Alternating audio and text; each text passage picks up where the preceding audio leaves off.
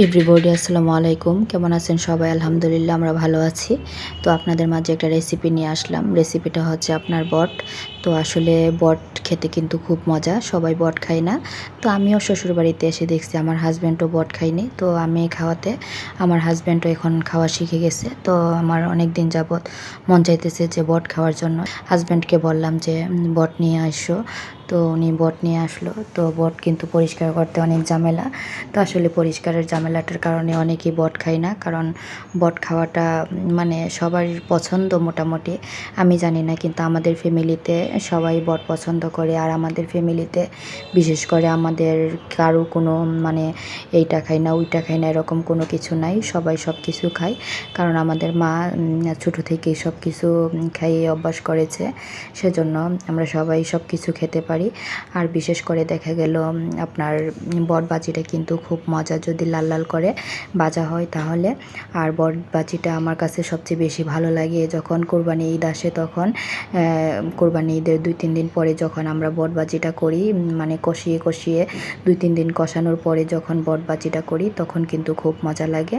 তো আসলে বটবাজি সবাই পছন্দ করে না, আর আপনার ভাইয়াও তেমন পছন্দ করতো না। ইদানিং বটবাজিটা আপনার ভাইয়াও পছন্দ করে, কারণ বট খেতে এমনিতে আপনার যদি খালি খান মানে ভাত ছাড়া খান তাহলে অনেক মজা, আর যদি ভাত দিয়ে খান ভাত দিয়ে ও মজা, কারণ তরকারিটা বাজিটা খুব মজার একটা রেসিপি। তো বিশেষ করে দেখা গেল আপনার ফুটপাতেও বটবাজিটা বিক্রি করে, কারণ বটবাজিটা ফুটপাতে খেলে কিন্তু আমরা আপনার শুধু খাই, আবার অনেক সময় রুটি দিয়ে খেলেও অনেক মজা লাগে। তো বিশেষ করে আমি বটটা একটু পছন্দ করি বিদে আপনার ভাইয়াকে বললাম যে বট আনো, তো রান্না করব। আসলে আমি বটটা পরিষ্কার করতে পারি না, তো বট পরিষ্কার করাটা শিখছি আমার পাশের ফ্ল্যাটের একজনের কাছ থেকে। তো আসলে সহজেই বট পরিষ্কার করাটা, আর দেখা গেল ইউটিউবে যে কোনো জিনিস চার্জ দিলে এখন অটোমেটিকলি বের হয়ে আসে কিভাবে পরিষ্কার করা লাগে।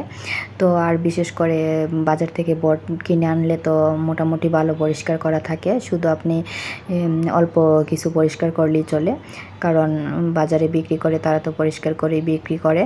আর বটবাজিটা আমার কাছে অনেক মজা লাগে। আর রোজা রমজান মাস বুঝতেই পারতেছেন, যাতে একটু ভালো খাবার দাবার না খাইলে আর ইফতারির সেহরির সময় এরকম খাবার না হইলে হয়তো খাওয়া যায় না মন মতো।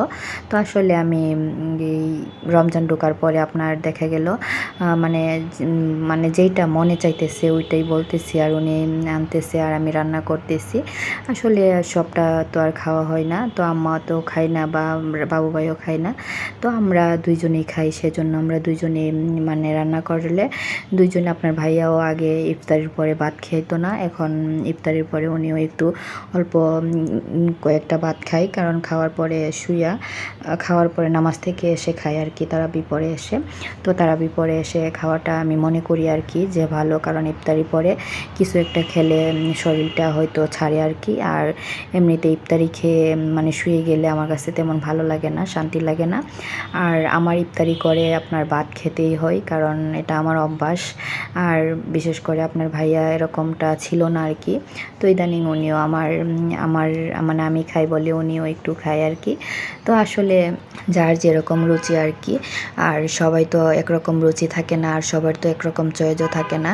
আর বিশেষ করে রমজান মাসে কিন্তু আপনার মন মতো যদি কিছু খেতে পান তাহলে কিন্তু ভালো লাগে আর কি। তো আমার ভিডিওটা যদি ভালো লাগে অবশ্যই লাইক কমেন্ট শেয়ার করবেন এবং আমার জন্য দোয়া করবেন, আমাকে সাপোর্ট করবেন। এই হচ্ছে আমার বটবাজি ফাইনাল লুক।